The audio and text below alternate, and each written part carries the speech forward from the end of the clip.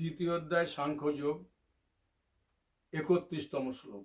স্বধর্মং অপি চ অবেক্ষ ন বিকম্পিতুম অর্হসি ধর্মাথি যুদ্ধাশ্রেয় অন্যৎ ক্ষত্রিয়স্য ন বিদ্যতে। আর নিজ ধর্ম বিচার করেও তোমার বিচলিত হওয়া উচিত নয়, কেননা ধর্মযুদ্ধ অপেক্ষা ক্ষত্রিয়ের অন্য কিছু কল্যাণকর কর্তব্য নেই।